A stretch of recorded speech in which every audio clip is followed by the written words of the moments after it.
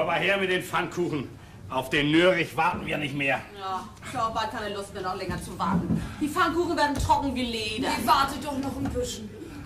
Ihr wisst doch, wie Vater denn ist. Soll das mir erst wieder Streit geben? Wo mein Hannes doch morgen kommt. Her mit den Pfannkuchen, mein Magen hängt schon ganz schief. Meinst du, ich wäre satt davon, dass dein Zuckerhannes aus Italien kommt? Ja, ich weck nur auf. Lass den muckschen Vater so lange wegbleiben, was er will. Über eine halbe Stunde haben wir gewartet. Rein zu Schatten ärgern kann man sich hier. Komm zu Tisch, Anna. Na, das wird wieder einen schönen Aufstand geben. Ich habe keine Schuld. Los, Frau, ich kann heute Abend keinen leeren Teller sehen. Wer nicht kommt zur rechten Zeit, der kriegt das, was übrig bleibt. Ja, und wir haben dann morgen die Nackenschläge davon. Ich und mein Hannes. Komm. Vor der Hochzeit musst du noch sagen, mein Hannes und ich. Nach der Hochzeit kannst du das gerne umdrehen. So. Da. Fangt man an. Quaken tut euch ja doch so oder so. Recht machen kann's ihm ja doch nix. Ne? Lecker, meine süße Musch. Und die hast du wieder gut gemacht. Da freut sich mein Bauch und meine Zunge tanzt Galopp. Nee, nun sitzen wir hier und essen und Vater ist wieder nicht da. Das ist aber auch rein dolles. Ist das auch. Ich bin froh, dass ich aus dem Haus komme. Wein doch nicht, Musch. Was sollen die Pfannkuchen davon denken, wenn sie in so ein Regenwetter kommen? Ja, du schnackst doch so rum, aber ich hab den Kummer davon. Wo er nun wohl wieder steckt? Bei seinem Freund Krug, wo denn sonst wohl? Bei diesem Schleicher. Und lässt sich da Läuse in den Kopf setzen. Das ist es ja gerade. Dieser Schubjack von Kerl hat ihn nur erst ganz schlimm gemacht. Früher war er nur quäsig. Nun ist er auch noch geizig. Ja, sag mal, und wozu ist er bloß geizig? Er hat es doch nicht nötig. Wir haben doch genug zum Leben. Ja, und das immer mit seinem Arbeiten. Wozu muss der alte Mann noch in der Ecke sitzen und schneidern? Gerade als wenn er sonst verhungern würde, was? Tine, wir dürfen das jetzt auch nicht mehr zulassen. Wir müssen ihm einfach die Arbeit wegnehmen. Das versuchen wir mal. Ich weiß gar nicht, was ihr mit unserem Vater Nörich habt. Er ist doch so ein lütter süßer Knust. Ich meine, quaken darf er, dafür hat er das Alter. Und Sparsamkeit ist eine Tugend. Kommt er? Wollen wir nicht lieber schnell die Teller wegstellen? Nee, er ist es nicht. Immer noch nicht. Ah, was der Krüppel da wieder anschnackt. Aber schon mal noch als er ist sie, die Schwester, die Katzenfreunde hier Amanda. Die ist noch geiziger wie die beiden Alten zusammen. Das ist die richtige Luft für unseren Vater. Oh, nun beruhige dich doch, Musch. Das ist gar nicht gut für die Verdauung, so eine Schimpferei. Guck, ihr drei sitzen doch hier so vergnügt. Ja, süße Schwägerin, du nippst aber auch wie so ein krüscher Fink. Stopp dich mal noch ein bisschen raus bis morgen. Oh, ich denke immer zu an meinen Hannes. Ganze Nacht habe ich von ihm geträumt. Guck mal an. Tust du das auch von mir, Musch? Nee, schon lange nicht mehr. 20 Stunden dauert es noch, bis er wiederkommt. Und jede Stunde hat 60 Minuten. Und jede Minute hat 60 Sekunden. Halt, stopp, nun nimm mal nicht gleich 2 Pfannkuchen am Mal. Hab deinen Hannes so lieb, wie du willst, aber Respekt vor dem Pfannkuchen. Oh, er kommt. Schnell die Teller weg. Ja, schnell wechseln, dann merkt er nichts. Nee, stehen lassen, ich komm doch gerade an die Fetten. Nein, nicht. Halt die Stellung. Was? Zu spät. Guten Abend.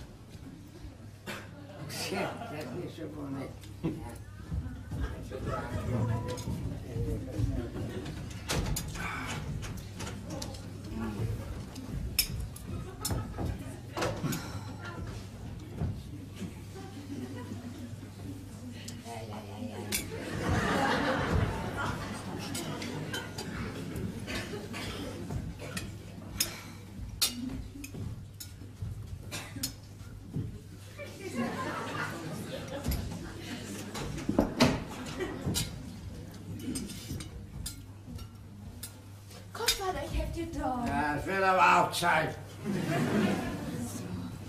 Ihr hättet ja aber auch warten können mit dem Essen, nicht? Wir haben lange genug gewartet. Guten Abend, Schwiegervater. Was, schon wieder 2 Sorten Marmeladen auf dem Tisch? Und dann auch noch Zucker dazu? Ihr habt wohl das große Los gewonnen. Komm, Vater, hier ist ein schöner Pfannkuchen. So. Das wäre mich auch nicht.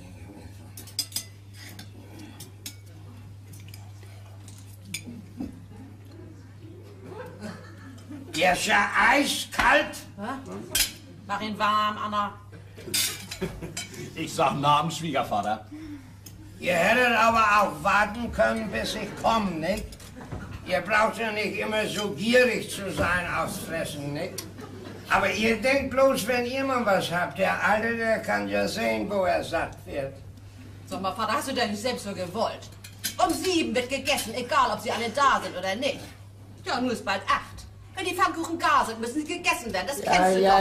Ja, du hast recht. Mit dir fange ich gar nicht erst an. Ihr Weiber, ihr habt ja immer recht.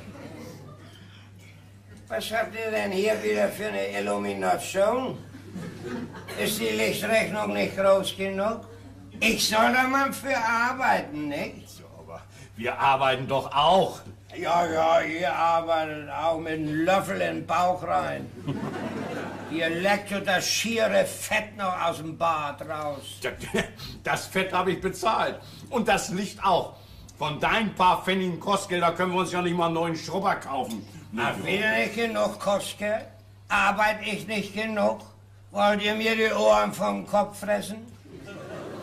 Eine Schande ist das, von so einem alten Vater noch Kostgeld zu verlassen. Schwiegervater, du kannst deine paar Pfennige gern behalten. Ja, du Schluck, aber du gibst dich ja mit den Pfennigen nicht mehr ab. Du schmeißt ja hier die Talers aus dem Haus raus. Ja, meine Taler, nicht deine. Also, Vater, du tust uns wirklich Unrecht. Wie oft haben wir dir schon gesagt, dass wir von dir kein Kostgeld haben wollen? Und ich will von euch nichts geschenkt haben. Und du brauchst auch nicht mehr zu arbeiten. Wir wollen wohl für dich sorgen, nicht? Ja. Ja, das sieht ja, wie ihr für mich so. Hier sitze ich nur und verhungere. Aber Vater, nur doch mal ein bisschen Geduld, Anna kann doch nicht hexen. Und du sei doch mal ein bisschen vernünftig. Wo bleiben die Pfannkuchens? Aber das kommt bloß alles von deinem falschen Freund, von dem Krupp. Der hat dich ganz verdorben. Und von seiner Schwester. Na, ich will über die Ziege nichts Schlimmes sagen, sind ja unsere Nachbarn. Wann kommen denn nun bald die Pfannkuchens? Sag mal, Vater, merkst du denn gar nicht, was das für schlechte Menschen sind? Du bist ja blind wie so ein kleines Kind. Was hast du denn mit ihnen? Was schlagen sie dir vor? Ich sag dir, das sind doch mal ganz... Pfannkuchens!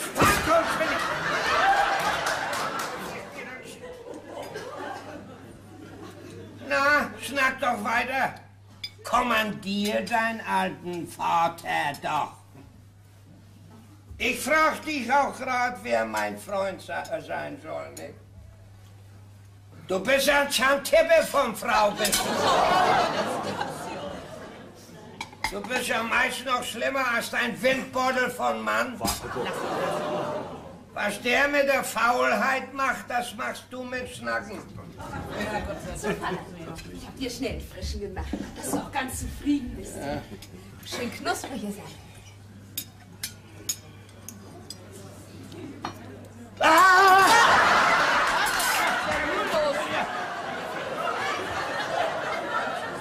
Wollt ihr mir den Hals verbrennen? Ist ja feuerheiß. Ja, Feuer ist kein Eisbeutel. Kühl ihn ab, Anna. Macht der Alte das nicht eiskalt, kann er das schon mal feuerheiß kriegen, nicht? Wollt ihr mich mit Gewalt unter die Erde ärgern? Könnt ihr nicht warten, bis ich von selber sterben tue? Vater, du sollst sowas nicht immer sagen. Ich kann das nicht vertragen. Ja, mich fragt auch kein Mensch, ob ich das vertragen kann. Oh, Schwiegervater, du sollst das Rauchen wieder anfangen. Ist nichts los mit so Leuten, die nicht rauchen. Du pfaffst das Geld durch die Nase durch. Und ich marach mich dafür ab. Na, du bist ja aber allerhand ein Schwiegervater. Aber immer das Verkehrte. Ich sag ja nicht, dass du Unrecht hast, bloß du verdrehst die Dinge immer und stellst dir auf den Kopf. Ja. Was habt ihr da denn wieder für ein Band hingeschmissen? Als wenn das eins nichts kosten tut. Wenn's ans Aufhängen geht, findet sich wohl immer noch ein Stück Tau. Ich führ's so vor. So, Vater. Ja. Nu ist aber wohl gut. Mal hier. So, nun will ich mich immer mal... Na, schade, ich will auch was mit dir hier haben.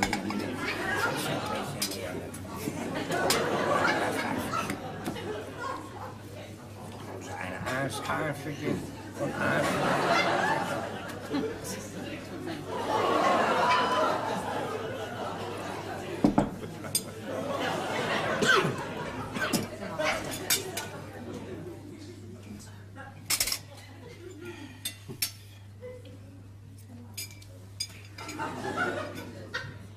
Ist schon wieder eiskalt. Esst euren Pfannkuchen allein. Ich bin schon satt. Der schöne Pfannkuchen und der schöne Teller. Ist das bloß möglich? Also, wenn er das nun Sparen nennt, du, das ist wirklich am verkehrten Ende. Ach nee, was machen wir bloß noch mit ihm? Ja, du sagst ja auch wieder König von Babylon, ne? Mir geht das alles nichts an und weit vorbei. Ärger dich doch nicht, Musch. Das gibt nur graue Haare. Weißt du, man muss die Kartoffeln so nehmen, wie sie wachsen. Und dein Vater ist doch eine putzlustige Kartoffel. Guten Tag, meine Lieben. Na, da bin ich. Hannes! Heute schon! Komme ich dir zu früh? Zu früh, zu spät, Mensch, ich zähle doch schon Tag und Nacht die Minuten. Ach, eine süße Dirndl. Oh, ich konnte schon gar nicht mehr abwarten. Ja, ich wollte dich überraschen. Habe ich da nicht gut gemacht? Mann, was bist du braun? Breiter bist du auch. Ja, und du bist jung und hübsch wie immer. Oh, Hannes. Na, Hannes, wir sind aber auch noch da. Snuddelt euch mal erstmal ordentlich ab, wir gucken nicht hin. Der erste Happen schmeckt doch mal am besten, weiß er nicht mehr, Musch. Nö, ist schon zu lange her. Oh, mein Lüttmüsing, die wahre Liebe wächst doch erst über den Pfannkuchen weg. Das ist doch alles noch Kinderkram, was die da machen. Oh, geh doch ab, du Fresssack. Oh. So, und jetzt kommt ihr. Na, Guten Tag, Tine. Hannes? Na, guten Tag, Schwager Pan. Na, soll das nun ernst werden mit der Schwägerei? Na, Hannes, Schwager Hannes, muss ich ja nur sagen, ne? Ja, Schwägerin. Und damit du das noch glaubst, da hast du Schmeckerli. Oh, was eine Unvernunft. Habe ich dir das nicht gesagt, Anna? Heute Mittag, als die Pfannkuchen beim Anrühren so Blasen geschmissen haben. Pass auf, habe ich gesagt, es gibt doch noch eine Verlobung. Ja, und sie hat immer recht mit ihren Hühnerglauben. Bloß einmal hat sie nicht recht gehabt, als sie ihr auf unserer Hochzeit ein paar Schuhe schenkte. Da schlug sie die Hände über den Kopf zusammen und rief, ach Gott, nee, nun muss ich dir ja weglaufen. Aber ich warte heute noch drauf. Was wolltest du nur anfangen, wenn ich dich sitzen lassen Ja, würde, du. ne? Hannes, ich kann das noch gar nicht glauben. Mann. Bist du das denn wirklich? Ja, Anna, ich bin das, du. Ganz und gar mit Haut und Haar. Ja, haben dir die italienischen Mädchen überhaupt noch ein paar Haare gelassen? Oh, das geht ja noch. Na, Hannes, setz dich mal erstmal hin. Ja. Trink eine Tasse Kaffee, das Stück Kuchen ist auch noch da. Nicht? Du, und gleich vom Bahnhof hierher. Ja. Du bist gar nicht erst zu Hause gekommen. Nee, ich muss doch erst mal sehen, ob du hier nicht mit dem anderen rumposierst, ne? Oh, schön. So, was? Ja, was ist das denn? Habt ihr schon Polterabend gemacht? Nö, wir hatten nur ein kleines Pfannkuchenessen. Seid ihr da immer so happig bei? Oh, nee, der Teller ist unserem Vater aus der Hand gerutscht. Unserem Schwiegervater, du, ich warne dich. Du, mach mein Vater nicht schlecht. Er ist nur alt und krank. Ja, wie soll so eine hübsche Blume wie du wohl aus einem schlechten Garten kommen, ne?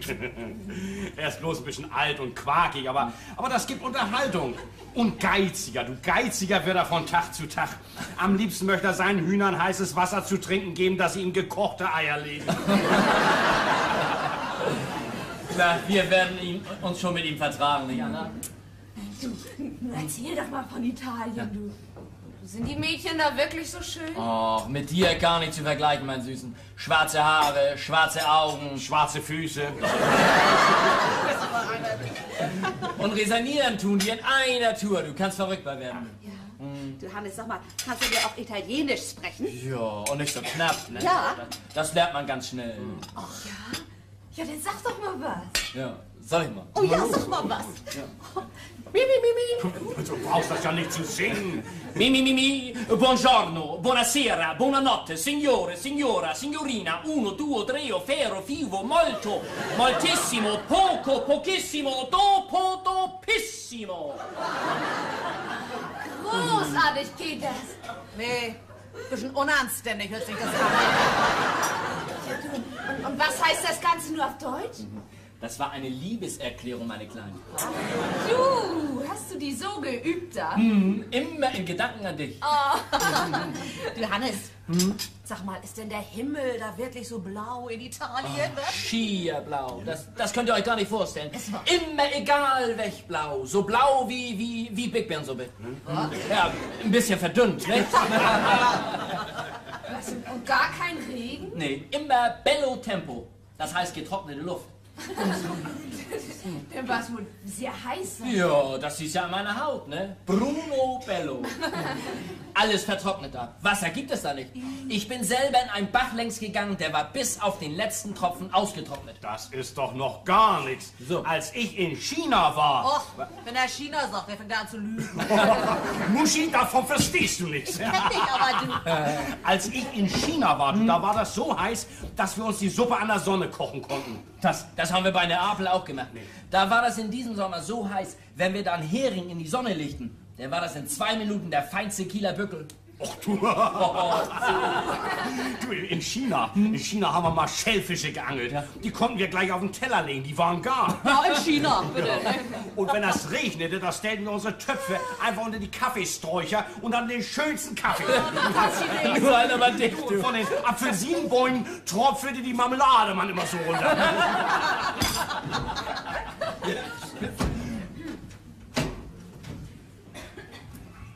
Schlaf wird einem auch nicht mehr gegönnt. Ich wollte mir den Hunger ein bisschen verschlafen. Nicht mal das kann man. Vater, komm, setz dich zu uns. Na, lach doch weiter. Störe ich euch? Ja, ich bin immer noch da. Das kann ich nun nicht helfen. Ja, setz dich mal schön hin. Vater, ich schenke eine Tasse Kaffee ein. Nicht? Ich kann mich alleine bedienen. Wenn ich mich auf euch verlassen habe, wäre ich schon längst verhungert. Ja, Wenn du da einen Pfannkuchen an die Erde schmeißt.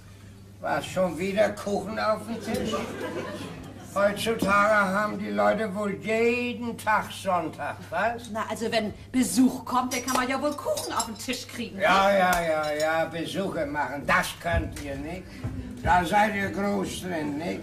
Immer am Sitzen und klönen und schludern, nicht? Das ist für euch auch eine Arbeit, ist das. Sag mal, Vater, siehst du Hannes denn gar nicht? Ja, du steh doch nicht da wie so ein Bleisoldat. Hast du in Italien das deutsche ABC vergessen? Mal los. Ja.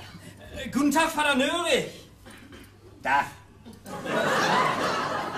Ja, ich bin nun wieder da. Ich bin in Italien gewesen. Hab mir da alles ein bisschen angeguckt.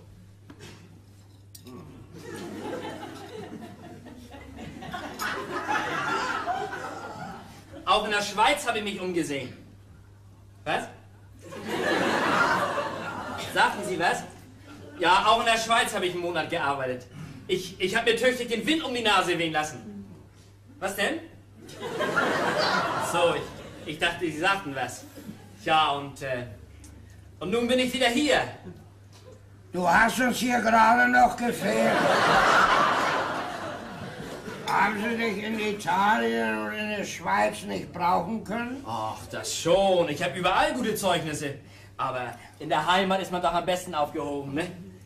Ja, ich dachte, ich wollte mich jetzt hier festsetzen, ne?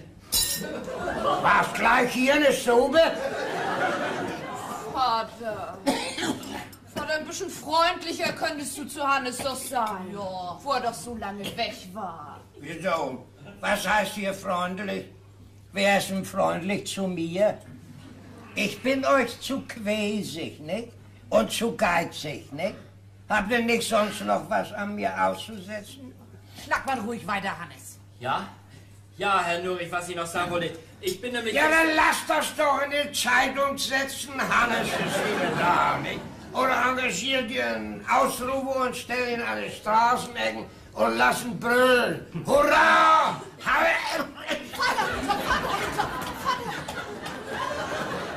Hannes, das geht jetzt auch noch wieder. Siehst du wohl, Schwiegervater, das kommt davon. Wenn beide Ventile zugleich aufmachen, rutscht das leicht ins verkehrte Halsloch. Kinder, ne, das ist vielleicht ein Aufstand hier bei euch. Ja, dann komm mal erstmal mit, Anna, ne? Ach, wart doch noch ein bisschen, Hannes. Nee, komm mal. Ich kann mich mit deinem Vater nicht unterhalten, du. An diese niederdeutsche Tonart, da muss ich mich erst wieder gewöhnen. Ja, tschüss jetzt mal, ne? Alles. Ja, tschüss, ne? Tschüss. Anna soll hier bleiben, ich hab mit ihr zu tun. Sie ist schon draußen. Ja, er hört mich nicht. Ja. Na ja, ich bin ja auch mal bloß der Vater, nicht? Das verdammte trockene Brot. Schmiert ihr euch die Butter auch immer so dünn oder spart ihr bloß bei mir? Das Sparen ist für die Dummen. Für wen sollen wir sparen? Ja, Kinder haben wir nicht. Nee, aber ein Schwiegervater, wo es was zu erben gibt, nicht? Und das gibt's auch noch angekrochen hier. Ach, Christian. Schönen guten Abend, Fünfzi. Na, Christian, das ist aber nett, dass du da bist, nicht? Na, Nachbar Krug, willkommen in meinem Haus. Komm, lass uns rausgehen. Dein Haus? Hast du das gehört, Christian? Sein Haus. Noch ist das mein Haus. Also, willkommen in mein Schwiegervater sein Haus. Ja, das ist denn ja wohl einerlei. Schwiegersohn, Schwiegervater, ist doch eine Familie. Und was für eine Familie. Eine Liebe und ein Frieden ist das. Ja, so muss es sein. Komm mit, sag ich. Sonst, was ich sagen wollte, ihr beiden passt ja auch ganz gut zusammen. Seid beide so ein paar niedliche Schrapel. Schraub und schraub, bis ihr euch ins Grab geschraubt habt. Na, wir gehen noch ein bisschen spazieren. Tschüss so lang. Tine! Hast du das gehört, Christian? Ins Grab schrauben soll ich mich. Da lauern sie ja bloß auf. Ja, so ist das. Nee, Fritz, das hast du nicht verdient, dass du solche schlechten Kinder hast. Ja. Die lauern und wissen nichts anderes als bloß, wann können wir unseren Vater beerben. Ja, so, aber da wollen wir denen aber ein P vorsetzen, du. Was willst du da machen, du? Die sind schlauer, die sind ja doch über. Ja, abwarten. Aber abwarten, du. Ja, du, eigentlich könnte ich dir nur noch dankbar sein, du. Wieso? Ja, hätte ich damals die Frau gekriegt, die du hast, du. Christian, lass uns nicht mehr davon sprechen. Ja, denn so wie hätte ich vielleicht den Ärger mit den Kindern gehabt, den du nun hast, dann wären das ja meine Kinder. Ja, ich bin auch bestraft genug, Christian. Lass uns da nicht mehr andenken. Du, ich mach das ja nun auch wieder gut damit, dass ich dir meine Anna zur Frau gebe. Nicht? Das wird ja doch nichts. Nee, das wollen wir sofort in der Hand nehmen. Ich geh gleich raus. Nee, das will ich schon gar nicht, du. Nein, sprech erst mal mit ihr allein.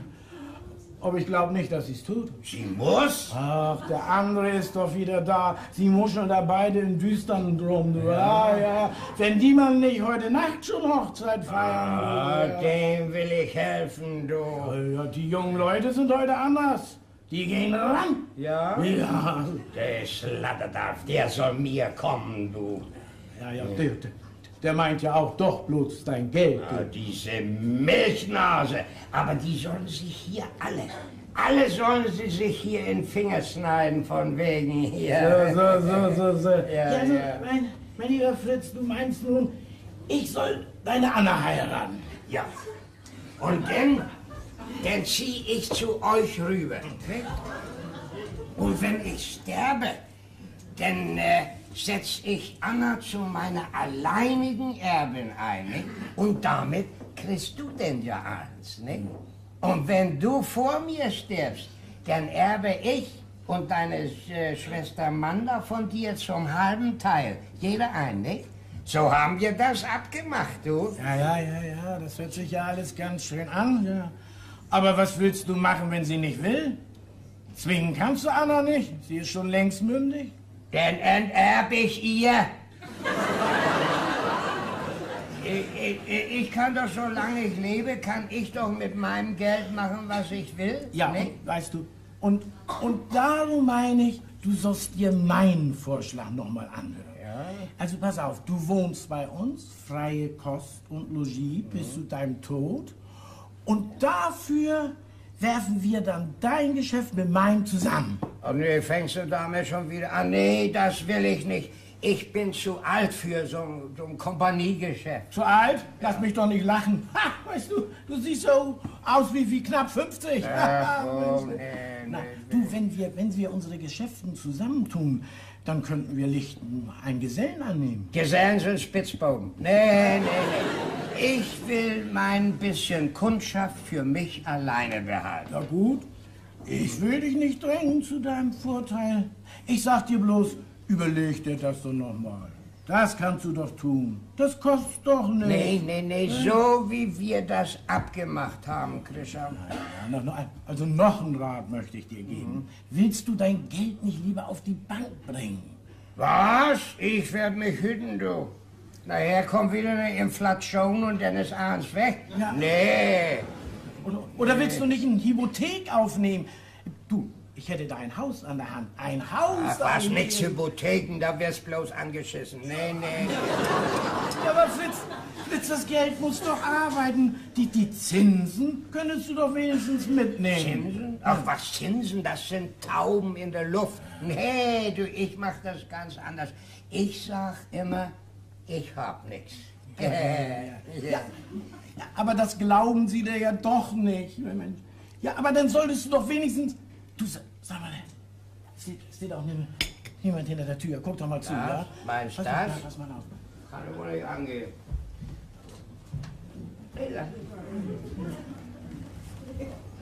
Ich kenn das Schlüsselloch. Hey, ist keiner. Ja, pass auf. Dann solltest du doch wenigstens dir so einen kleinen Geldschrank zulegen. Da gehen die Spitzbuben zuerst dran, du. Nee. Ich weiß, was ich habe. Was ich habe, das habe ich nicht. Ja, und gib das mal ein Feuer, ja, dann hast du überhaupt nichts mehr. Nee, da wäre ich wohl für aufpassen. Ich habe das da gut verwahrt. Mit dir kann man auch nichts anfangen. Ich meine doch bloß dein Bestes, Fritz. Ja, das weiß ich ja, Christian. Du bist der Einzige, der zu mir hält, nicht? Und du und deine Schwester Manda. Und meine Tochter Anna ist auch eine feine der, nicht?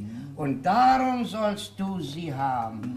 Und dann wollen wir 4 zusammen friedlich leben, nicht? Oh, ich glaube, da kommt sie schon, was? Anna? Ja, du sprich erst mit ihr. Ja. Ich gehe so lange raus, ja? Ja. Ach, das ist sie gar nicht. Bruder, das Essen steht auf dem Tisch. Ja. Guten Tag, Herr Nörig. Tag, Fräulein Manda. Na, wenn Sie wieder ein bisschen mit essen wollen, Sie sind herzlich eingeladen, das wissen Sie ja. doch. Ich bin so frei, Fräulein Manda. Warten Sie einen Augenblick, ich komme dann gleich mit zu euch rüber. Ja, ist Nein, gut. Fritz, ja, wir warten.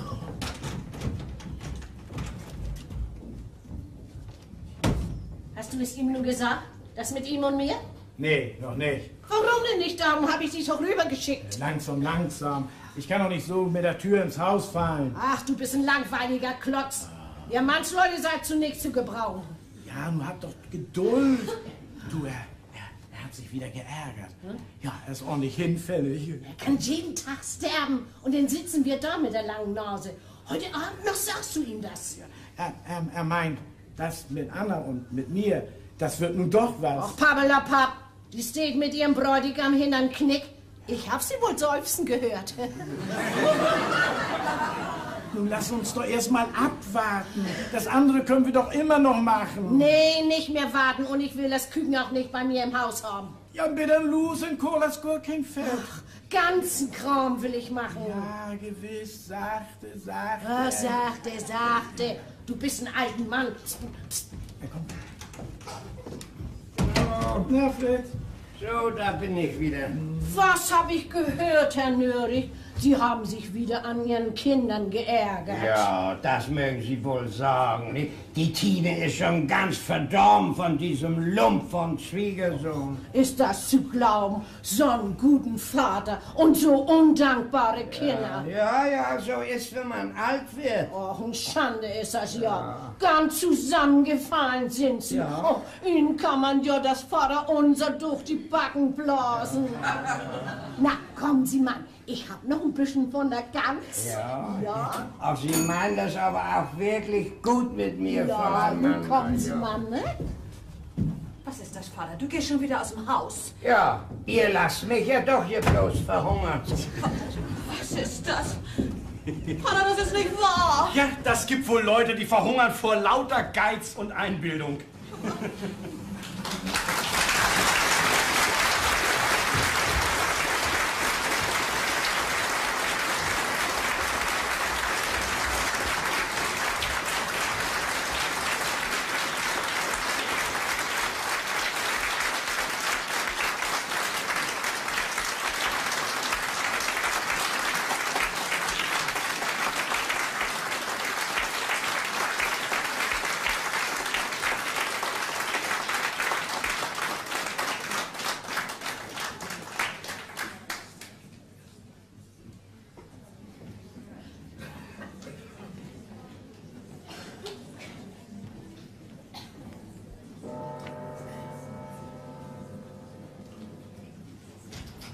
Ursel Müller, Else Schütz, Meta Martens, Handchen Schrader.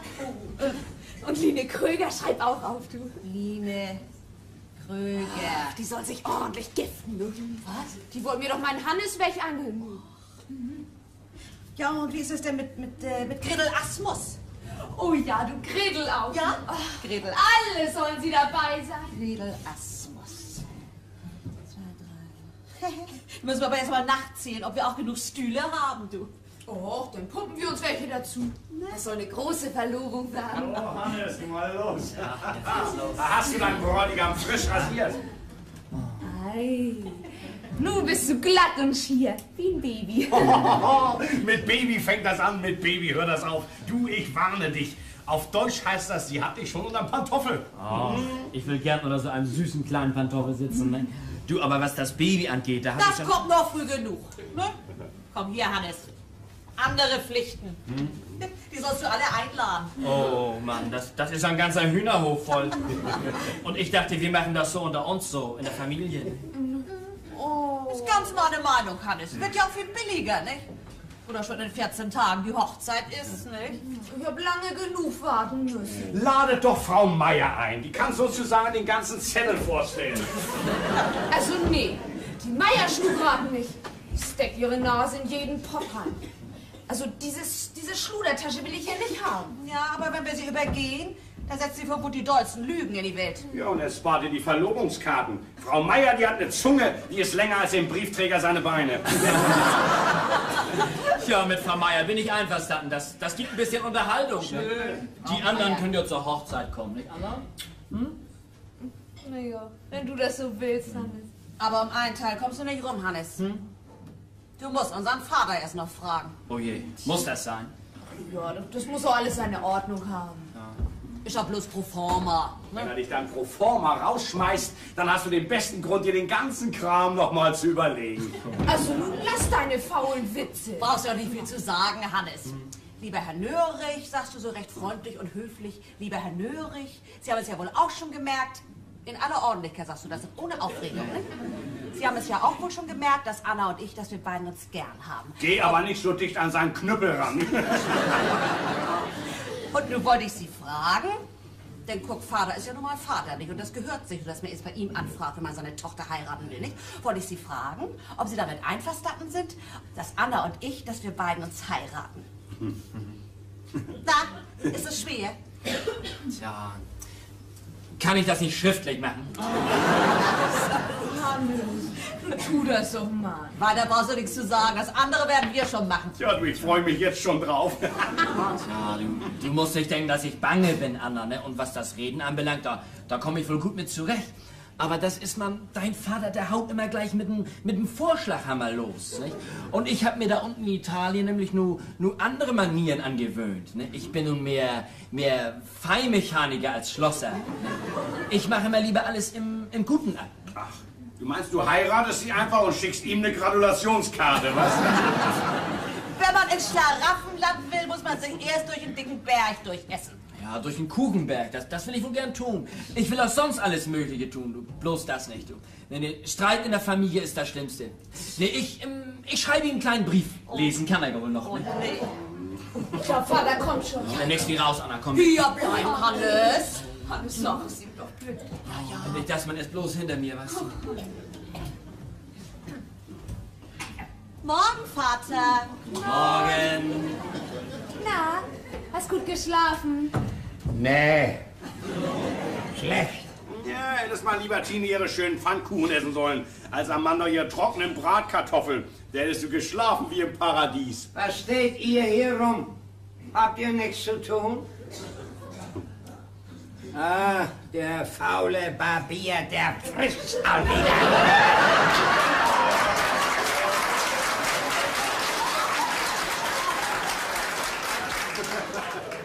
Soll ich die leeren Stühle rasieren? So, Vater, hier. Hier ist dein Waschwasser. Da liegt das Stück Seife ja wieder in schier Wasser in. Du vernuscht auch ganz und gar. Da ist doch gar kein Wasser drin. Da gießt da doch was rein.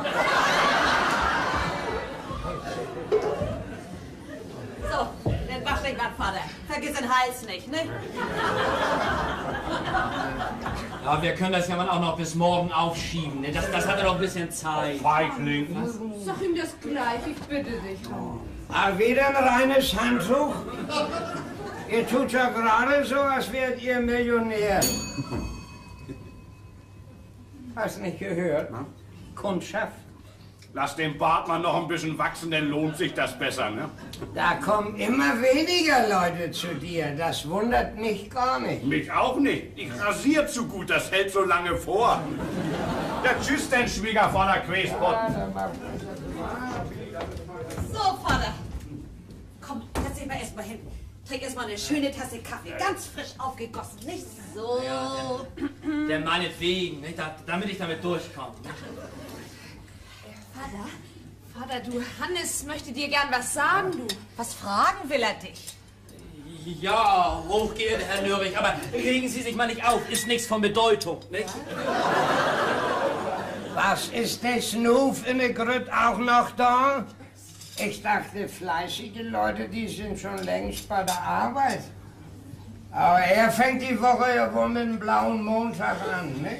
Ja, Herr Nörig, diese Woche wird nicht gearbeitet. Diese Woche haben wir ja alle Hände voll zu tun. Ja. Und was haben wir schon zu tun? Schöne Sachen. Eine Wohnung ist ja schon da. Und was für eine Wohnung, Herr Nörig? Sie sollten sich die Wohnung mal ansehen. 2 große Zimmer, beide nach vorne raus, ein kleines Zimmer nach hinten raus und eine Küche so groß, dass man darin tanzen kann. Ja, und eine Speisekammer ist auch da, ordentlich mit einem kleinen Fenster drin. Ja, und ein Garten ist da und noch ein Stück Land dabei. Elektrisch Licht ist natürlich auch da. Aber nun müssen da neue Tapeten rauf, ne? Das will ich dann selber machen. Nun ist das aber ein Stück Arbeit, die richtigen Tapeten auszusuchen. Ne? In der Wohnstube habe ich gedacht, da müssen rote rein. Ne? Aber Anna, die ist ja mehr für blau. Was eine Schnackerei. Also Vater, die Sache ist die, er und Anna wollen gern heiraten. Ich merk also was. Und du sagst ja, Vater, und das ist gut. Ja, Herr Nörig, so meine ich das auch. So, ja. Das hast du dir ja fein ausklamüsert, ne? Ja, und wann soll das denn wohl so losgehen mit den Heiraten? So schnell wie möglich, ne? So schnell wie möglich ein Hintern voll, du Schnösel, du! Danke, das ist ja mehr, als ich verlangen kann, ne? Vater! Soll man das glauben? Was? Wenn du Lümmel meine der nicht zufrieden lässt, dann wär ich dir mit dem Knüppel was hinter die Ohren schreiben, was sich nicht so leicht vergisst. Habe ich nicht gesagt? Vorschlag, Mama. Also Vater, du vergisst, dass Anna schon lange mündig ist, nicht? Du hast wohl Appetit auf mein Geld, was? Geld? Haben Sie denn Geld, Herr Nörig? Ja. Nix. Alles Lügen. Ja, und ich habe auch nichts. Dann passen wir doch großartig zusammen, Schwiegervater. Ich werde dir den Schwiegervater zeigen, du. Lass mal, habe ich gar kein Verlangen, ne? Und ich heirate meinen Hannes doch. Anna, du bleibst hier. Ich hab mit dir zu reden. Bleib Anna, ich warte im Laden auf dich, ne? Vielen Dank auch für die angenehme Unterhaltung. raus. Komm her, mein Herr. Setz dich hier mal. Oh Gott, nee. Hätte man nur so einen knasterigen Vater schon gesehen. Ja, auch den besten Schwiegersohn aus dem Haus. Lass dich nicht beschnacken, Anna. Komm her, mein Herr. Setz dich hier mal.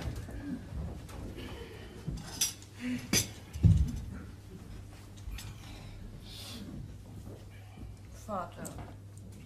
Oh, Vater, was hast du denn gegen Hannes? Du, das gibt doch wirklich keinen besseren Menschen. Anna, du kennst die Menschen nicht.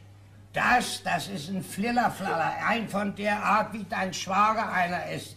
Überall rumzwutschen, rumschweren, allerwenigstens muss er mitbraten. Solche Art Leute, die machen sich einen guten Tag und weiter nichts. Kein Verantwortungsgefühl, nichts für die Zukunft. Der tippelt nach Italien, wenn ihm das passt. Und er lässt dich sitzen, wenn er keine Lust mehr hat. Das ist alles Unsinn, was du da redest. Nee, der will nicht dich. Der will mir mein bisschen Geld, was ich für dich gespart habe. So ist es, das will er. Er will mich und nicht dein Geld. Oh, ich hab scharfe Augen, du. Ausreden kann sie mir doch nicht. Du, und wenn du ihn beleidigen willst, da will ich nicht zuhören. Nee, komm her, bleib sitzen, mein Dern. Ich muss dir was sagen. Sag mal, du bist doch meine beste Tochter. Du weißt doch, was ich für einen Ärger habe mit diesem Papi hier und mit Tine. Ich muss hier aus dem Hause raus, du. Und du sollst mir dabei helfen, ne? Du sollst meinen Freund Krupp heiraten. Und ich will dann, wenn das soweit ist, will ich bei euch wohnen. Ne? Mir steht der Verstand still. Ja. Und wenn ich sterbe, setze ich dich zum alleinigen Erben ein, du. Du, ich hab hier was. Ich hab mehr, als ihr denkt. Ich hab mein ganzes Leben lang für dich gespart, mein Kind. Alles für dich, meine Tochter. Sag mal, Vater, ist das dein Ernst? Ja. So einen alten Mann wirst du mir anbieten. Alt? Der sind die besten Jahre, du. Der hat ein sanftes Gemüt. Und hat Geld, du. Und ist fleißig. Ja, ein falsches Gemüt und geizig. Ja, und du bist bald 27. Das wird höchste Zeit, dass du unter das Dach kommst. Also danke. Du darfst nicht mehr wählerisch sein. Ich hab schon gewählt, aber nicht diesen Kruper. Was, ist er dir nicht gut genug? Nee, ich bin mir nicht schlecht genug. Ich hab alles mit ihm abgemacht schon. Und ich hab mit Hannes auch alles abgemacht. Aber nun lass dir doch mal raten. Vater, wie gern wollte ich mir raten lassen. Wenn du Hannes meintest und nicht diesen klebigen Krug. Willst du Kröte mal deinen Vater wohl mal hören? Hören schon, aber tun nicht. Soll ich mich schämen für meine eigene Tochter? Nee, aber ich muss mich für meinen Vater schämen. Anna, wo bleibst du denn? Ist dieser Piatz schon wieder da? Werde ich mit der Polizei aus dem Haus bringen lassen, da verlass dich. Donnerli, das hätte ich nicht gedacht, dass das bei der Heiraterei so polderig ist. Ja, du weinst ja, was ist denn? Und diese Schande. Was hat dein Vater dir doch sonst was getan? Das kann ich sagen. Nun komm, Mann, du sag das mal, was denn los? Hm? Na? Ich soll den Krupp heiraten. Den Krupp? Du? Ja, und darüber weinst du? Über so eine lustige Geschichte? Ich kann ihn doch nicht heiraten. Och, Anna. Treten Sie mal näher nach Bottrop. Der Alte ist wohl in seinem Kabuff.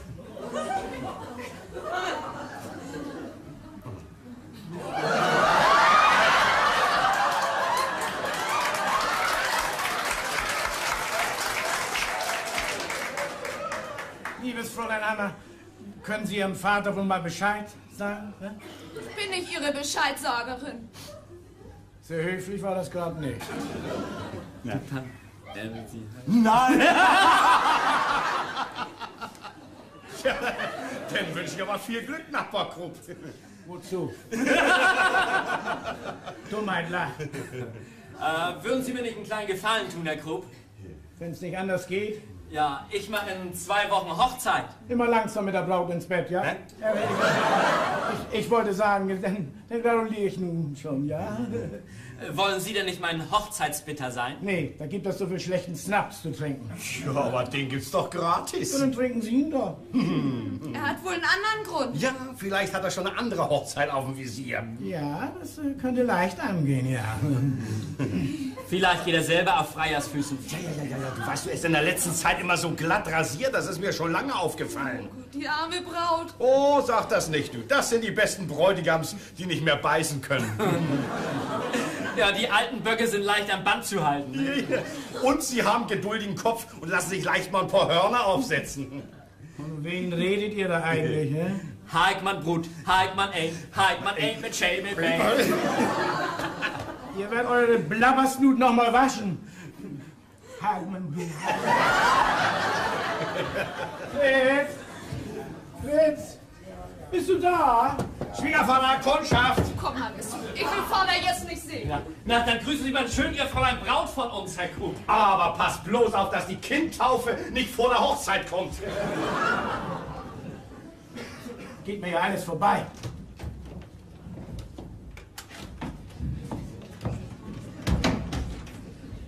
Ach, Christian, das ist gut, dass du da bist. Du, ich habe mit ihr geredet, aber diese Kröte, die paust gegen ihren Vater an als nichts Gutes. Aber ich werde sie zwingen, du. Danke. Ich verzeih. Nee, das sollst du nicht, Christian, so wahr, als du vor mir stehst. Der Grünsnabel, der ist dir ja nun doch übergekommen. Ich gratuliere zu dem Windbüttel-Schwiegersohn. Ja, ich bin auch schon ganz am Ende. Aber er kriegt sie nicht. Meinetwegen. Ich will deine Tochter nicht mehr. Ich mach nicht. Nee. Da setzt man nun Kinder in die Welt und dass sie nachher Schindluder mit eintreiben. Ja, so ist es. Ja, das 4. Gebot, das kennen sie nicht mehr. Arbeiten und sparen gibt's nicht mehr bei denen. Sie fressen und saufen und jucheien sich so durchs Leben durch. Ja, und lauern bloß auf die Erbschaft. Ja, und dieser Fresswanst und Fauljacke von Schwiegersohn, der hat sie alle verdorben hier. Von dieser Sorte hast du nun schon 2. Oh, ich sag das nicht, ich kann das nicht mehr hören. Die Galle steigt mir hoch, wenn ich bloß daran denken tue, was so eine obsternatsche Kröte ihrem alten Vater zu sagen war. Das... Hier, guck mal an. Was ist das? Schokolade. Das liegt hier also in den Ecken rum. Haben wir einmal in unserem Leben Schokolade gegessen, Christian? Die hier, die lutschen und knabbern den ganzen Tag. Ich hätte dir wohl so einen kleinen Vorschlag zu machen. Kuchen haben sie auch jeden Tag auf dem Tisch. Hörst du nicht, Fritz? Ja, was ist So denn? einen lustigen kleinen Vorschlag habe ich. Ja, damit kannst du ihnen alle zusammen einen auswischen, dass ihnen das Mundwerk bis an die Ohren aufgeht und sie vergessen, es wieder zuzumachen. Ja, was meinst du denn? Und du, das ging dir so leicht von der Hand. Brauchst gar nichts dabei zu tun. Nur Ja sagen. Fängst du auch wieder damit an, Christian? Nee, ich will mein bisschen Kundschaft für mich alleine behalten. Ganz was anderes. Ganz was Neues. Ja, dann snack doch! Doch nicht so laut, Fritz. Steht auch niemand hinter der Tür? Schon wieder? Andauernd steht alles.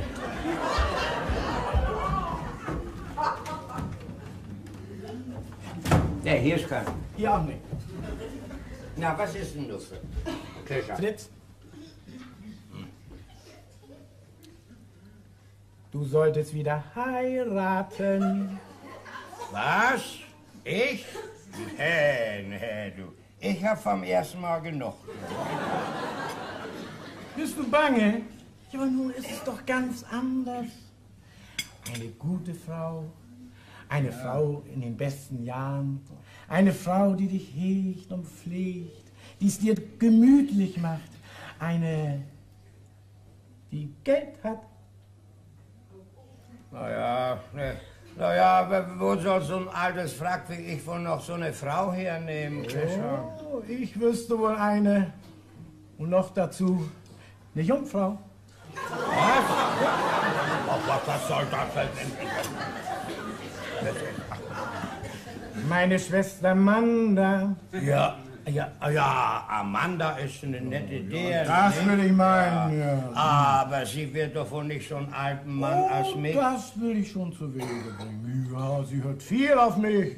Ja, aber ich glaube, das schickt sich doch nicht mehr so für mich. Aber sie bringt dir doch ein gutes Stück Geld mit ins Haus. Ja? Ja, und du machst dein Testament, vermachst dir dein Geld, wenn du stirbst. Und dann können die beiden Schwiegersöhne von Windbüdels Luft pumpen Ja, ja.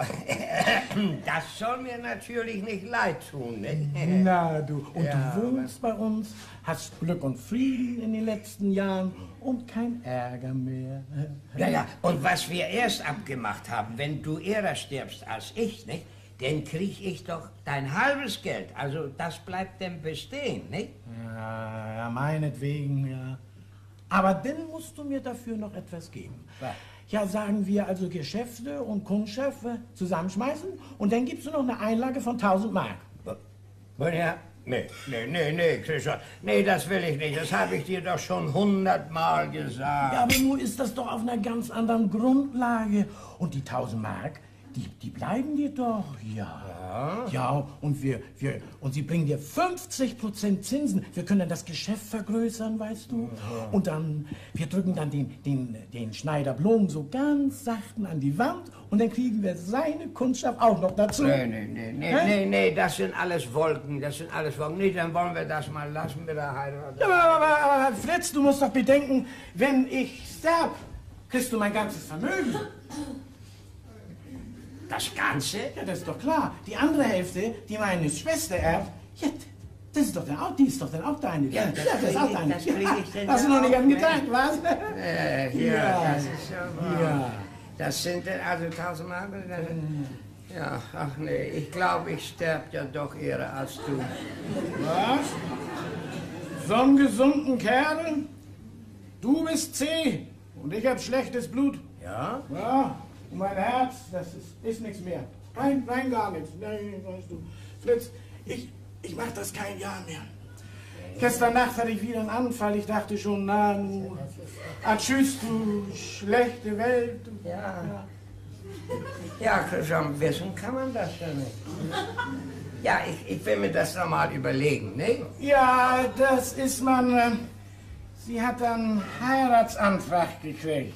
Ich soll da noch nicht übersprechen, aber wenn du auf Manda reflektieren tust, dann... Ach nee, ich kann mich doch nicht so einfach aus dem Bett in die Stiefel verloben, Christian. Na gut, lass dich nicht von mir überreden, weißt du. Wir sehen uns bei dem anderen Schwager nicht schlecht. Naja, ich soll noch keinen Namen nennen, aber ich sag dir's aus Freundschaft, Fritz. So, ja, also wenn du nur auf die Einlage verzichten willst, nicht? Also dann soll mir das mit der Kundschaft recht sein. Ja, der andere gibt eine Einlage. Der gibt eine Einlage? Ja. Nee, eine Einlage, nee, das will ich nicht. Na gut, Einlage. Ich sag ja. Wenn du Verlobung und Hochzeit alleine bezahlen willst. Ja, das will ich wohl gern. Denn da machen wir ja nicht viel von her.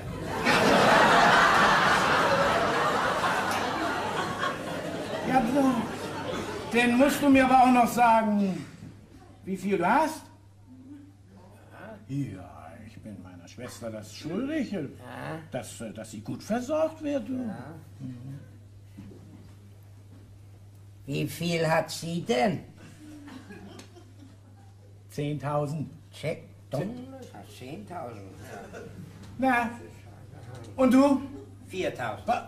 4.000? Ja, dann weiß ich nicht. Meine Schwester nicht doch lieber die andere Person. Nee, es können auch 5.000 sein. Also ich weiß das im Moment, weiß ich das nicht so. Nicht? 5.000? Das ändert nicht viel. Ja, es könnte ja auch ein bisschen mehr sein.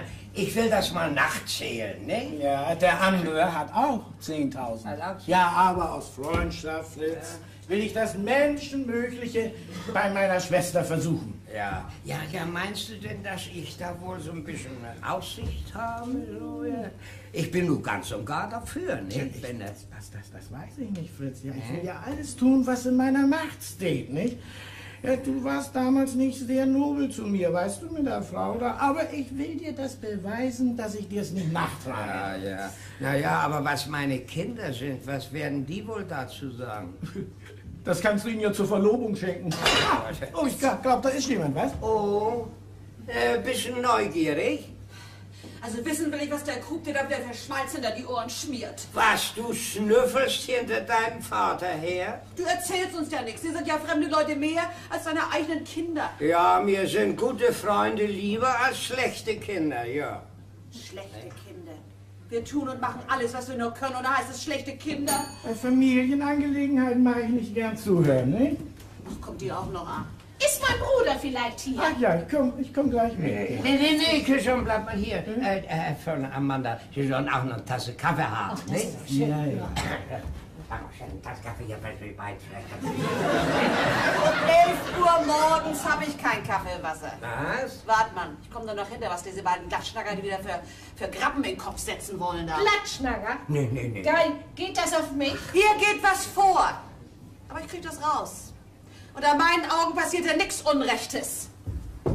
Du sollst Kaffeewasser aufsetzen.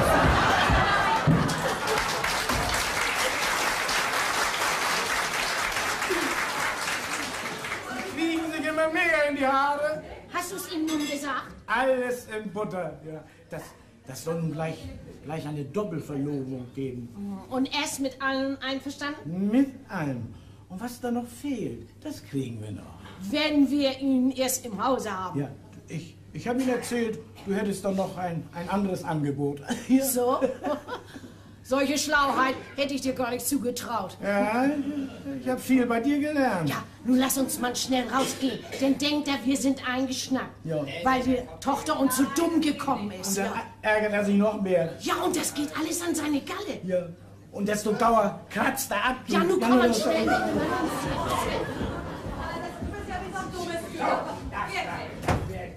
Entschuldige, du warst ja nicht Was gemeint. tut dein Kopf an deinem Vater? Alles seinen Kopf geschmissen hast du.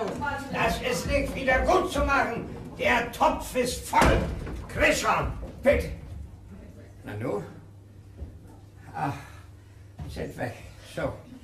Dieses Weib hat es fertiggebracht, meine beiden einzigen Freunde aus meinem Haus herauszujagen. Hast du die Klubs hier rauslaufen sehen? Ja. Sie liefen, als hätten sie Pfeffer im Hintern. So, Ja. aha. Und haben Sie nichts, irgendwas gesagt so? Nö, aber gegrinst haben sie wie so ein paar Spitzbuben, die einen guten Griff gemacht haben. Du schäm deine Zunge, du. Deine saubere Frau hat meine beiden einzigen Freunde hier aus meinem Haus rausgeekelt. Oh, Tina hat wohl bloß ein Wort Deutsch mit ihm geredet. Und das können solche Art Leute nicht vertragen. Ach du, dem anderen Windbeutel, den kannst du mal Bescheid sagen. Er kann die Anna heiraten. Meinetwegen kann er sie kriegen. Aber mein Freund Krug und seine Schwester Amanda, die werden auch eingeladen. Ja, desto besser, du. Das bringt Leben in die Bude. Ja, das bringt Leben. Ich gratuliere auch zu dem schmucken Schwiegersohn. Ja, und ich gratuliere zu der schmucken Schwiegermutter. Ja.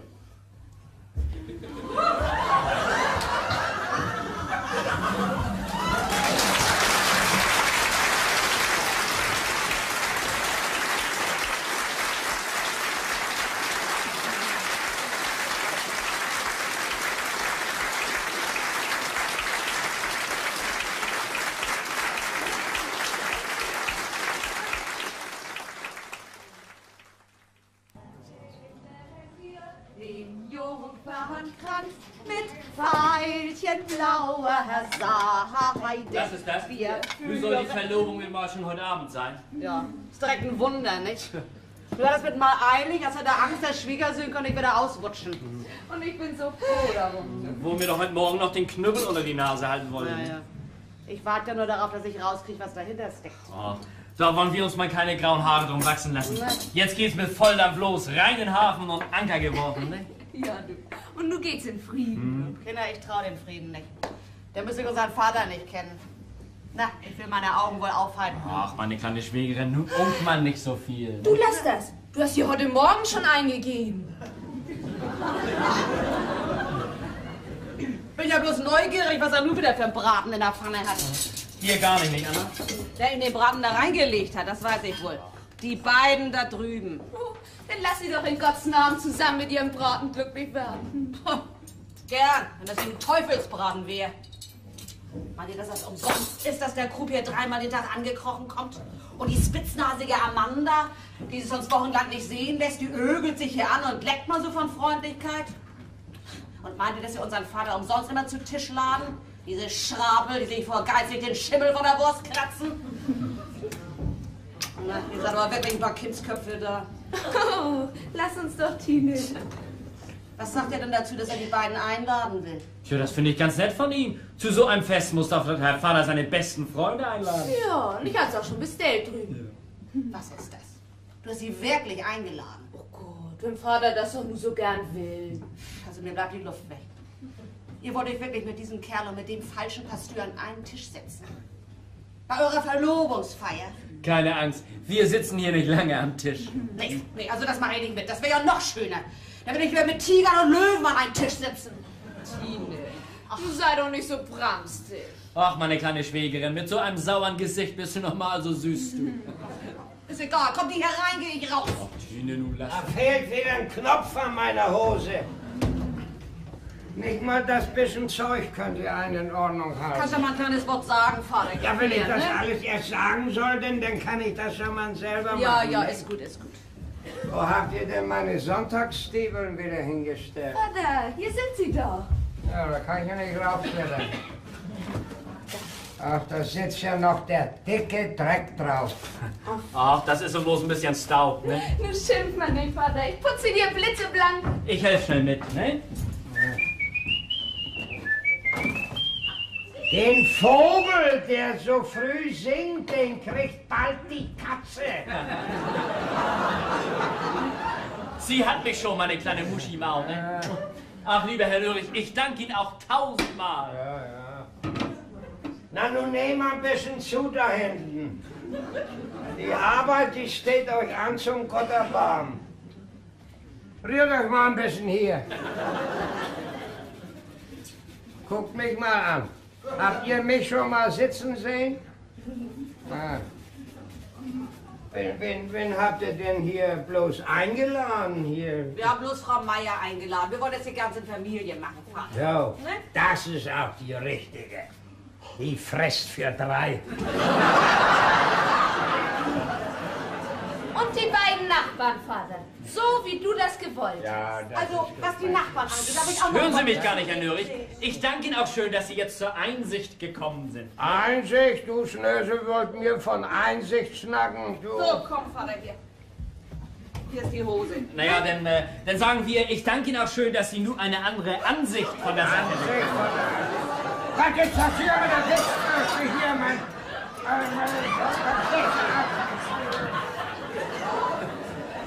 Ansicht, an deiner Ansicht ist mir ein Dreck gelegen, du. Oh. Und der arme Hannes, der bildet sich ein, er hätte gute Aussichten. Ja, die Aussichten sind gut. Ihr werdet euch noch wundern über die Aussichten. Ach, wie schön, Herr Lörich, dass wir uns jetzt so gut verstehen. Ne? Und so soll das auch immer bleiben. Wir wollen uns vertragen wie die Tiere im Paradies. Ja. Soll's mal sehen, du, das soll jetzt ein Leben werden, lustig wie im Schlaraffenland. Schlaraffenland, ja, da hörst du auch gerade hin.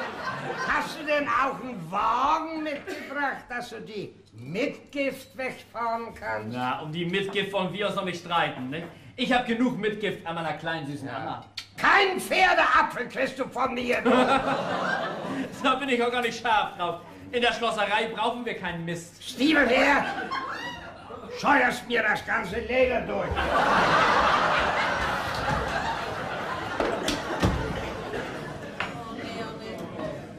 Schöne Aussichten, was? Gott sei Dank. Das ist wirklich ein unverschämt niedlicher Schwiegervater. Ja. Wenn ich den so im Theater sehen würde, da würde ich mich schief lachen. Aber so geht einem das doch meist ein bisschen an die Nieren, was? So, das bloß noch hinführen. Feierabend.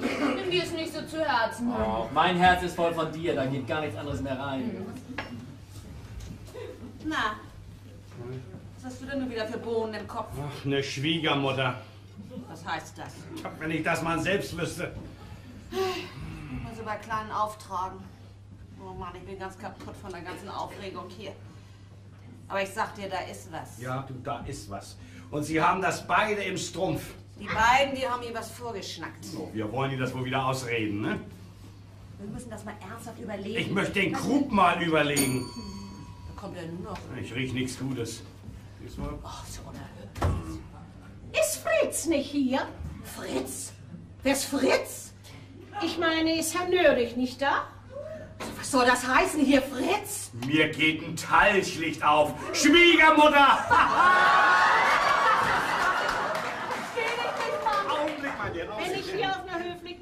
Frage keine höfliche Antwort bekomme, kann ich ja wieder rausgehen. Nun warten Sie doch, junge Deren. Herr Nörig ist ja gerade dabei, sich umzuziehen. Nicht? Mann, nichts für ungut, Jungfermanda. Ich dachte nur eben, als Sie da an der Tür standen, ui, was eine Ähnlichkeit mit meiner ersten Schwiegermutter. Ja, das war nämlich in China. Sie hat ein Fischgeschäft und ich musste jeden Morgen rasieren. Sie unverschämter Mensch, Sie! Das werden Sie noch mal bedauern! Ja, aber Jungfer, weg ist er. Sag mal, Mann, willst du mir das nicht mal erklären, was das bedeuten soll? Das ist unsere neue Schwiegermutter. Titi! Tine!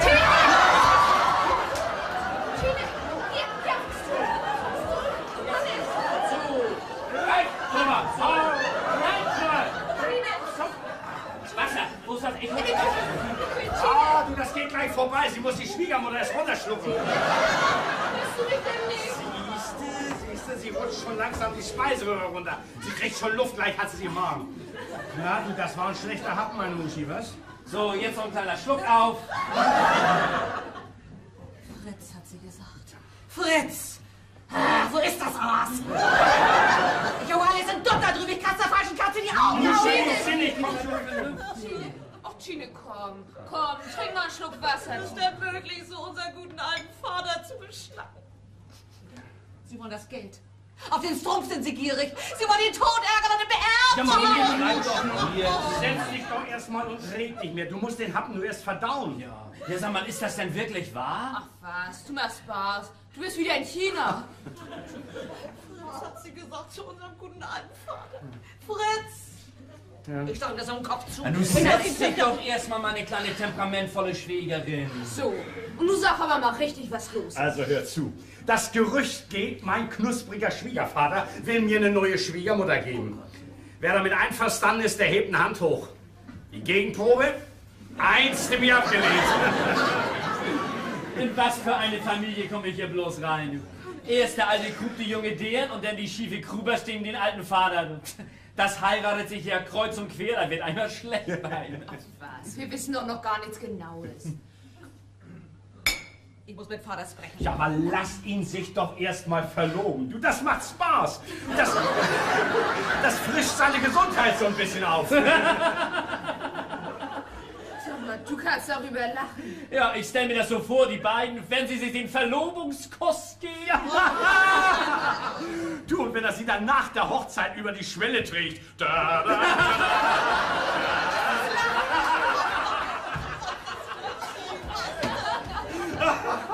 Ist das hier ein Tollhaus? Worüber lacht ihr denn? Wir lachen nur über unsere eigene Dummheit, Ja, Schwiegervater. das tut aber auch nötig. Und über die Schlauheit anderer Leute. Dann pass mal auf, dass du darüber nicht nochmal weinen musst. Ja, wir wollen wohl aufpassen. Ja. Wer hat denn nun meine Kleiderbürste wieder geklaut? Vater, hier ist sie doch. Naja, ich häng sie da drin immer am Nagel hin, ihr schmeißt sie hier in den Ecken rum. Ordnung ist in euch nicht mehr reinzukriegen. Und den Rock, den hängt ihr so mit dem Dreck im Schrank rein. Du Vater, ist das wahr? Ja, das ist wahr. Je mehr Frauensleute, desto weniger wird gearbeitet. Komm, Vater, zieh über, ich bürste dich ab. Ja, ich helfe schnell ein bisschen mit, ne? Junge, was kriege ich aber für einen schmucken Schwiegervater, ne? Gerade gewachsen wie ein Pfahl, du. Hör mal, er hat euch noch Speck auf den Schultern, das klatscht ordentlich. Ich klatsch!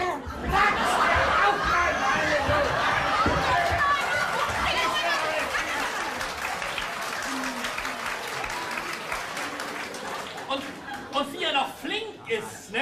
Wie alt bist du eigentlich, Schwiegervater ins B? Bist du schon 35? Ich glaube, wenn du noch mal wieder heiratest, du, die Mädchen laufen dir die Tür ein. Ich bin nur froh, dass meine Anna deine Tochter ist. Ja, sonst hätte ich Angst, du könntest dich bei ihr ausstechen. Ne? Sag mal, was ist das für ein Schnacker? Was? Nee, lass ihn mal schnacken. Lass ihn mal schnacken, sag ich. Ja, habe ich denn nicht recht? Tine Pannen, was meint ihr dazu? Sieht er nicht aus wie ein schmucker, flotter, glücklicher Bräutigam? Vater, ich frag dich jetzt.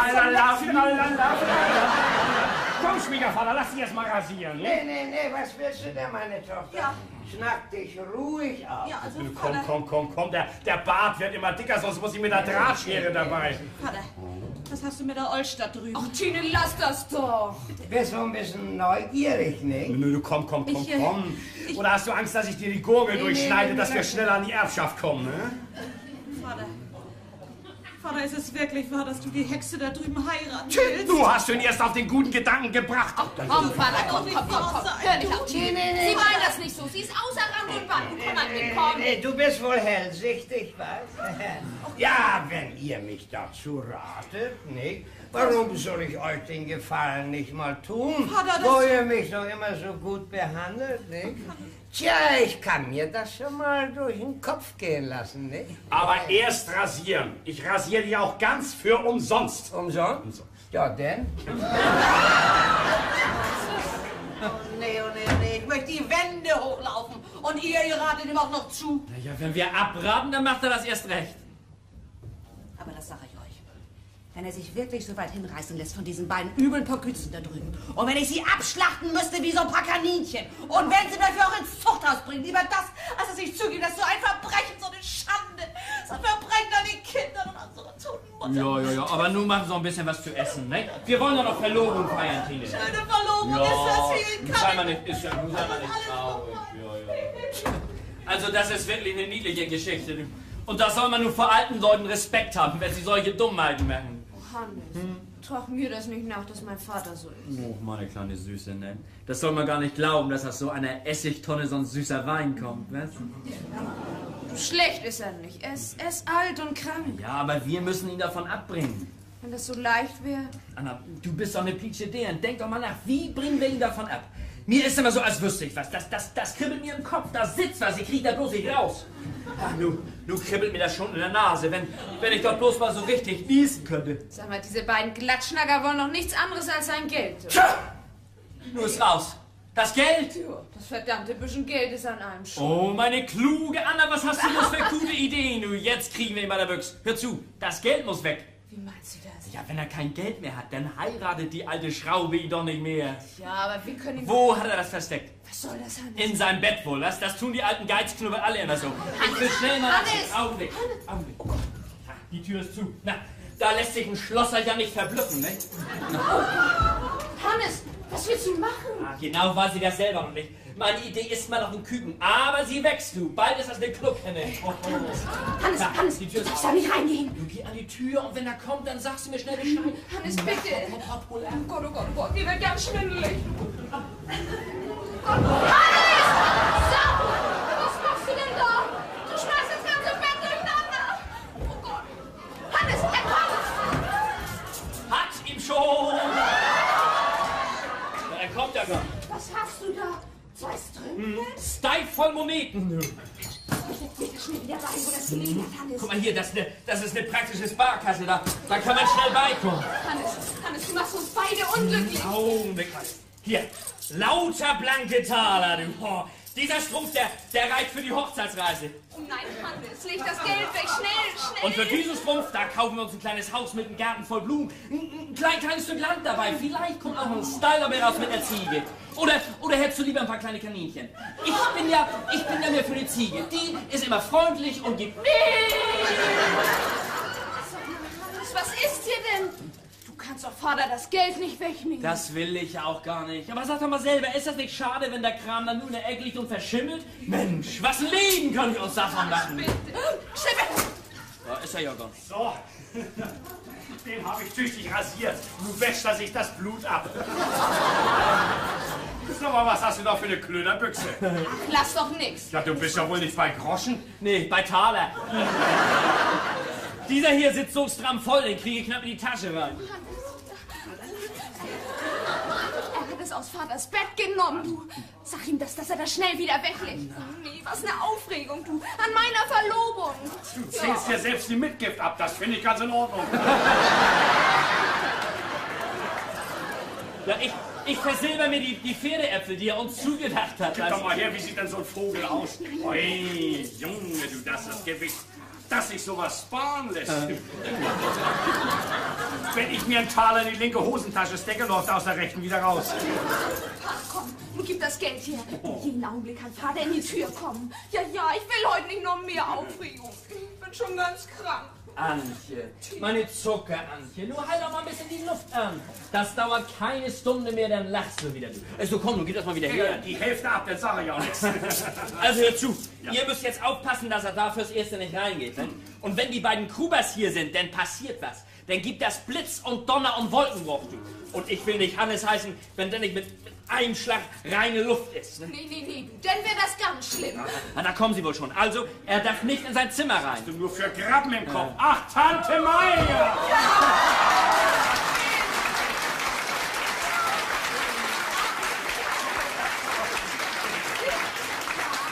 Ich danke auch schön für die freundliche Einladung. Hannes, Maya, danke. ich gratuliere auch Anna. Meine herzlichsten Glückwünsche. Und nein, was ist das mal für eine hübsche Braut, nicht? Und was für ein schmucken Bräutigam, was für einen starken, fleißigen Herrn. Ja, da kann man nur das Allerbeste prophezeien. Ach ja, Brautzeit ist doch die schönste Zeit. Wenn ich noch an denke, wie ich mit meinem Emil. Ich war mein Küken von 17 und er war 5 Jahre älter. Ach, wenn man das doch noch mal könnte. Und denn so klug wie heute, Herr Pann.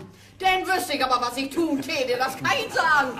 Da würde ich ja nicht wieder so auf reinfallen. Ja, ich meine, die Flitterwochen, das war ja noch ganz schön, aber wo ist eigentlich Ihre Frau? Ja, da ist sie ja schon. Ja, sind ja schon da. Bitte legen Sie mal das. Aber gerne, Wir wollen sie erst mal auspellen, aber ne? gerne, ja. Oh, Frau Meier. Gucken Sie mir mal nicht so an, ich habe ein neues Kleid an. Man fühlt sich ja jetzt immer ein bisschen komisch dahin, aber muss ja mal sein. Man kann ja nicht immer in die alten Plünnen laufen, nicht? Den Kleid, da können Sie sich ins Schaufenster stellen. Da bleiben die Leute stehen. Wirklich? No. So gut sitzt es?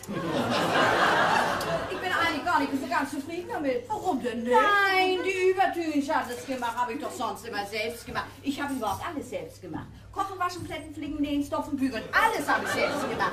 Aber nur, wo es ein bisschen besser gehen tut. Na ja, ich will nicht sagen, dass wir das so dick haben tun, aber immerhin mein Ja, Mann, Frau der- Meier, nun ist er erstmal Platz, dass wir im Weg sind hier. Ach so, ja. Da bitte, ne? Ja, ach, hier, danke. Also viel gibt es nicht, nur eine kleine Feier, So ne? ganz in der Familie. Danke, das finde ich aber ganz reizend, dass Sie mich dazu eingeladen haben. Huh, neulich war ich bei Buttenschön Hochzeit. Kennen das, was ein Aufstand. 25 Gäste, also ein Tobu Wahoo. Und das Essen, 7 Gänge. Naja, ich will das nicht eins aufzählen. Nicht? Und dabei die Braut. Na, wissen Sie, ein bisschen was lassen sich ja gefallen, nicht? Aber das war ja meist ein bisschen viel. 5 Tage nach der Hochzeit war das Lücke schon da. Stramm jung, so. Kommt ja in besten Familien vor, ne? Ach ja, natürlich, sag ich ja auch immer, ne? Ja, leben und leben lassen, ne? Ja. Ach, Anna, mein Dear, was bist du bloß für eine hübsche Braut? Na, wann soll denn nun die Hochzeit sein, hm? Ach, wenn alles gut geht, in 14 Tagen. Was, so schnell schon?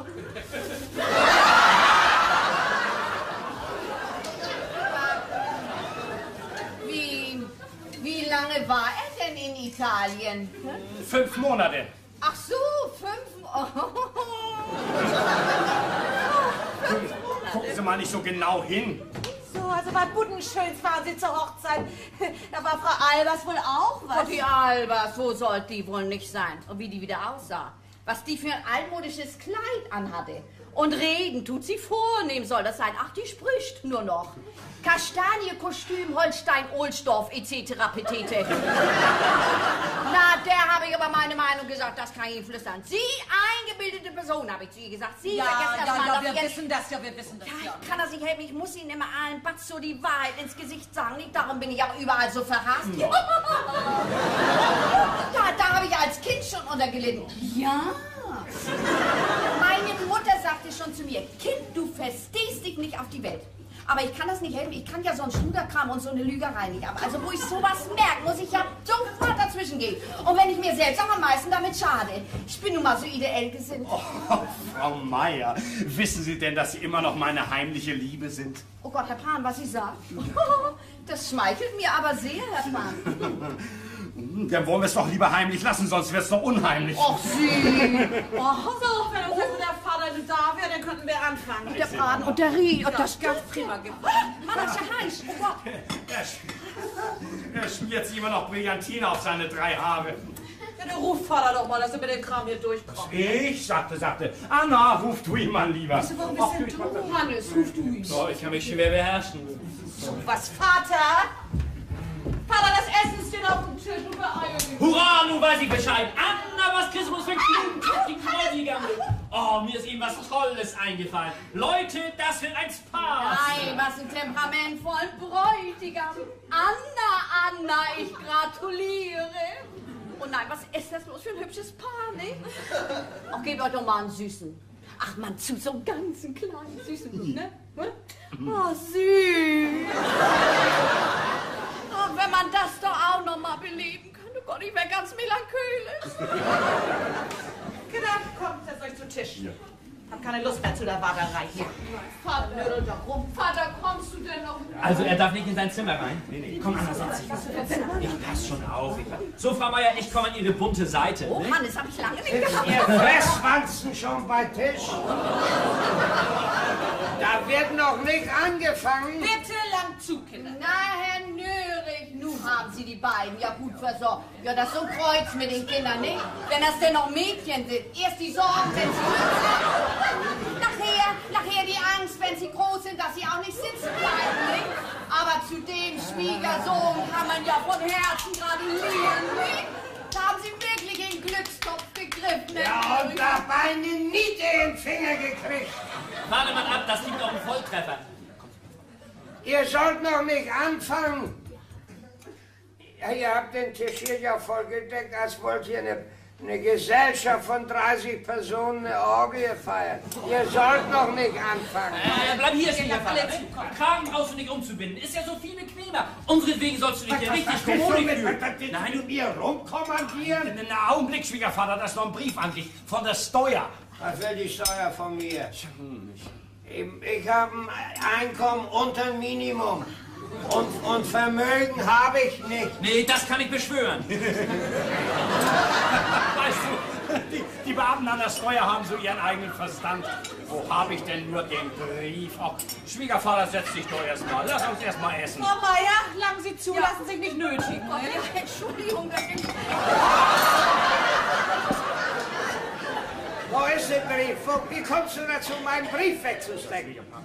Vater, setz dich doch erstmal. Ja, Mensch, mit der Steuer muss man das doch nicht so eilig haben. Gott, mich scheint, hier ist was los, nicht? Ach, darf ich mal die Soße? Lang mal hin. Such doch mal einen Kragen raus. Ihr sollt noch nicht anfangen, die sind doch nicht alle da. Na nu, wer kommt denn noch? Wir haben niemanden mehr eingeladen. Also. Mein Freund Krug kommt noch mit seiner Schwester Manda. So, Schwiegervater, hier ist ein Kragen. Wende ihn um. Christian Krupp und seine Schwester, die kommen hier nicht rein. Wenn Sie mal bloß erst da wären. Wer bestimmt das? Sie kommen hier nicht ins Haus. Also, das kann ich nicht verdenken, Frau Pan. Diese Kruse, die ist doch so geizig, Mann. Die läuft doch 20 Minuten weit nach dem Krämer, wo sie auch 20 Mark für einen Pfennig Rabattmagen kriegen tun. Oh Mann, die ist doch so ekelhaft geizig, dass sie sich nicht mal mit Seife wäscht. Gestern beim Gemüsemann habe ich das gesehen. Der dicke Schied sitzt ihr an den Hals. Zügeln Sie Ihre Zunge, Frau Meier. Sonst schneide ich Ihnen da ein Stück von ab. Ich soll meine Zunge zügeln? Wo ich ein Abonnement im Theater habe? Wo ich im Sittlichkeitsverein im Vorstand bin? Ich soll die Zunge abschneiden? Ja, er ist doch Schneider. Also das Frauenzwerg kommt hier nicht ins Haus, so viel sag ich dir. Und wenn du dich auf den Kopf stellst, ich schmeiß sie raus. So ist richtig, nichts gefallen lassen. Ist hier sonst noch einer da, der dagegen ist, dass meine beiden besten Freunde mitfeiern? Nein, ganz im Gegenteil, Schwiegervater. Sie sind eingeladen und Sie kommen. Schimpf doch nicht, Schwiegervater, nun setz dich doch endlich. Sie kommt. Nicht verblüffen lassen, würde ich mir nicht gefallen lassen. Ich glaube, das wird noch eine ganz lustige Verlobungsfeier hier. Namen 50. Ich kann den Kerl nicht sehen. Ah, Fischer, hast du Amanda nicht mitgebracht? Nee, sie will nicht. Sie will nicht? Amanda muss her. Ohne Manda können wir nicht feiern. Das kann man ihr doch nicht gut zumuten, wo sie hier vorhin rausgeschmissen worden ist. Was, raus? Wer hat sie rausgeschmissen? Ich. Ja. Und das tue ich noch 12 Mal, solange bis du zur Vernunft kommst. So ist richtig. Töte ich auch nur. Immer gib ihm. Du verdammte Dutt von deren, du wagst es, meine Braut rauszuschmeißen. Braut. Oh Gott, Mensch, hat er eben Braut Du gesagt. hast das zugegeben. Pass Sie mal gut auf, Frau Meier, das gibt heute noch eine doppelte Verlobung. Jawohl, eine doppelte Verlobung, dass ihr es wisst. Ich heirate meine Braut Manda. Nein, wie interessant. Ich geht wie absonderlich, nicht? Das ist schon mal ein Glück, dass ich das miterlebt, nicht? Diese Zeuge, Sie haben das gehört, Frau Meier. Du denkst, du glaubst es kaum, nicht? Das ist der fällst du schon wieder in die P macht, Mann. Gott, aber Vater, das ist doch nicht möglich. Ich gratuliere herzlich, Schwiegervater. Eine bessere Frau hättest du gar nicht finden. Mach die giftige Manda. Lebendig kommt ihr hier nicht ins Haus. Christian, geh rüber und hol sie her. Nee, wir wollen hier nicht stören. Amanda sagt, du möchtest zu uns rüberkommen, ja? Was? Nee, hier wird gefeiert. Hier in meinem Haus wird gefeiert und ich will denjenigen sehen, der meiner Amanda ein unfreundliches Wort sagt. Geh, Christian, hol sie her. Gut, dann macht, was ihr wollt. Dann gehe ich. Und den Augenblick, das kriegen wir. Schneid doch mal schnell das Fleisch an. Komm hier, jetzt Korb. Alles einpacken, wir feiern bei Hannes. Ach nein, wo das hier gerade so interessant wird. Ja, geh mal an mir raus, desto besser für mich. Ich will ja nicht zum Mörder werden. Und er will ja gleich den Doktor Bescheid sagen. Der Doktor soll dich heute Abend noch untersuchen. Du hast ja deine 50 auf dem Stock, hast du ja. Ihr sollt sie alles stehen lassen. Wegschnapp hier kein Krümel, kriegt die Hexe von mir. Also so eine Verlobung habe ich in meinem ganzen Leben noch nicht mitgemacht. Zu schade, ich hätte mir das andere Brautpaar ja zu gern mal angegeben. Hier, festhalten, Frau Meier, Sie können auch was tragen. Und du, feier doch bleibt Tisch. Das ist ja wohl noch schöner hier. Ich dachte, du noch nicht gefallen, Mutter. Verlob dich, Weibling. Verlob dich immer zu, mal vor der Hochzeit, dann seid ihr dir doch noch einen Brocken, du. Du bist ja wie so ein kleines Kind, die müssen wir gerne am Band nehmen. Sag mal, schämst du dich gar nicht? So ein kleiner Mann. Ach, mein Gott. Raus hier, raus. Wir sollen ja noch feiern, hier.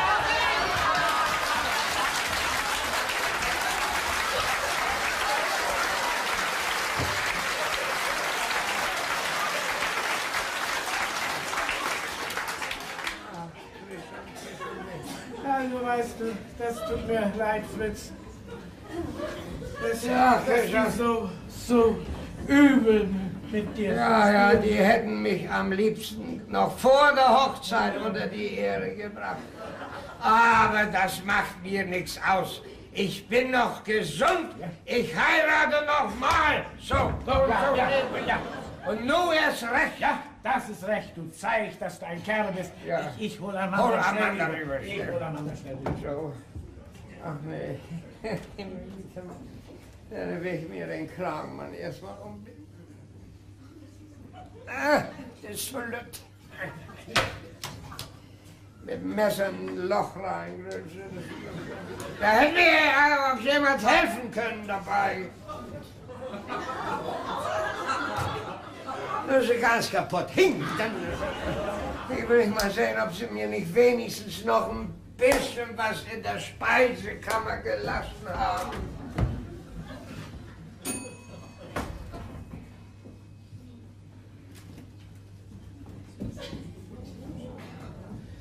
Hier riecht es ja tüchtig nach Streit. Ja. Und es gibt noch mehr. Sie sind alle gegen die Hochzeit. Besser können wir uns das ja gar nicht wünschen. Desto schneller bekomme ich ihn. Ja, und wenn du ihn erst so richtig in der Mangel hast, du... Lass ihn mal noch ein bisschen Gnadenbrot kriegen. Na, er wird sich wohl bedanken über das trockene Gnadenbrot bei meiner Schwester. Aber ich gönn's ihm. Er hat mir mein Mädchen weggenommen. Die einzige, die mich leiden mochte. Ich schenke ihm dafür meine Schwester Amanda. Ist das nicht nobel? Und zugleich ist das Gerechtigkeit. Du immer mit deiner alten Liebe. Freu dich, dass du sie nicht bekommen hast. Sonst hättest du doch nicht den Nörig seinen Strumpf heiraten können. Dann wäre ich doch hier der Vater im Haus, nicht? Psst, er kommt schon. Ach, Fräulein Amanda, da seid ihr ja schon. Kinders, ich kann euch gar nichts mehr anbieten. Die haben alles mitgenommen, die Östers, und die Speisekammer, die haben sie abgeschlossen, diese Satansbrut. Reg dich nicht auf, mein Fritz, das schadet dir. Ja, ich werde das nun ja wohl ein bisschen besser haben, nicht? Ich meine, bei dir, nicht? Da kann's auch ab. Anders wäre das ganz bestimmt. Ich will dich wieder hochpeppen. Ich will dich hegen und pflegen. Und du sollst mir noch 100 Jahre werden. Das sind 100% zu viel. Hey, so bin ich ja gar nicht. Ja, dann lasst uns mal zu euch rüber. Ja. Das ist gut. Ach nee, mir ist eigentlich Mir ist ganz komisch zumute. Mir wird mit einmal so schwindelig. Diese verdammten Kinder, so weit haben sie es gebracht, so einen guten Vater. Ja, ich glaube meist, das schickt sich eigentlich gar nicht mehr mit der Heiraterei so für Was? mich. Du willst doch dein Versprechen nicht brechen. Nee, das will ich auch nicht. Nee, das soll nur alles so bleiben. Ja. Ach, ich habe noch den alten Ring von meiner Frau. Sollte er dir wohl passen? Dann brauchen wir ja wenigstens keinen neuen zu kaufen, ne? Siehst du, er passt wie angemessen. Ja. Da brauchen wir nun kein Geld mehr für auszugeben. Nee. Ne? Na, dann habt ihr euch ja eben richtig verlobt. Dann gratuliere ich auch. Ja, ich gratuliere Fritz. Ja. Ja, dann können wir auch gleich das andere machen. Weißt du, so wie wir die Bedingungen, die wir abgemacht haben. Pass mal auf, ich habe hier alles aufgeschrieben. Du brauchst bloß den Namen hier unterzusetzen. Du. Ja, aber das wollen wir doch erst bei der Hochzeit machen. Ach, mach man eben, Fritz. Dann ist es doch erledigt. Ja, das sind doch nur Formalitäten. Du brauchst doch nur deinen Namen darunter zu setzen. Was wollen wir uns da noch lange unterhalten? Aber hier fehlt aber doch noch was. Wenn du eher stirbst als ich, dann kriege ich doch dein ganzes Geld. Das steht aber hier nicht drin. Och, er hat es wohl bloß ein bisschen anders ausgedrückt. Das ist doch selbstverständlich, dass du erben tust. Nee. Also mit den Papieren, das ist so eine Sache, nicht? Nee, lass uns mal erst mal rübergehen und dann können wir darüber ja noch mal reden. Ja. Was war das? Fenster eingeschmissen. Ich glaube, das war an meine Stube. Was?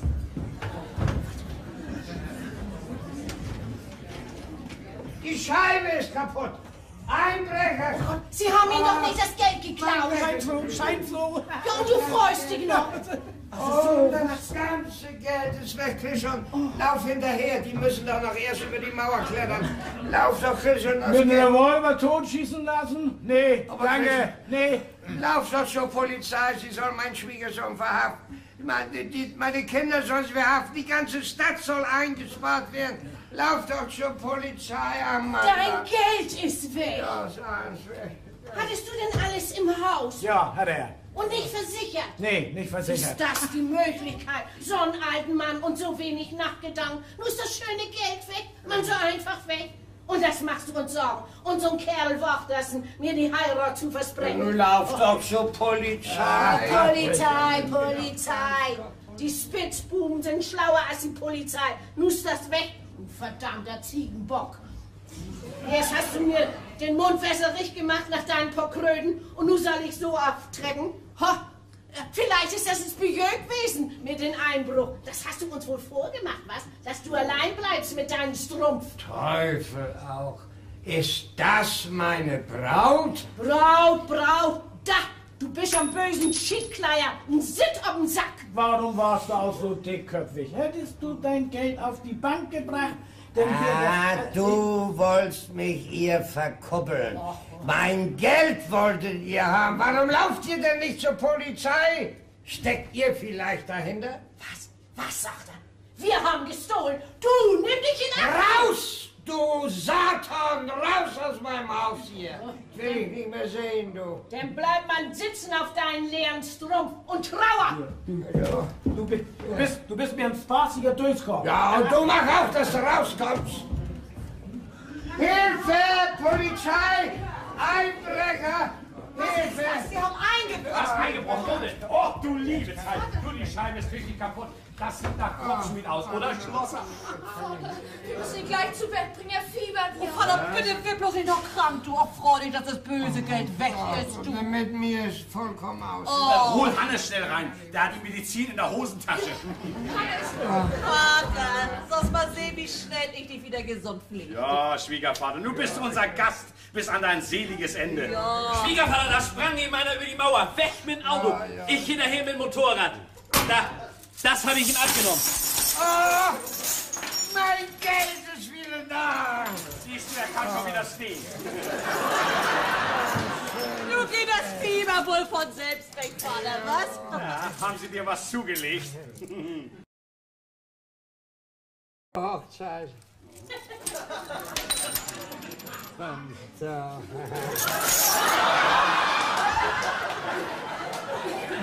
So habe ich meine meine beiden letzten Freunde auch verloren. Das ist mein Gutvater. Ich danke dir dafür, Hannes. Ja, das ist mal ziemlich wenig. Oh, was brauche ich Geld?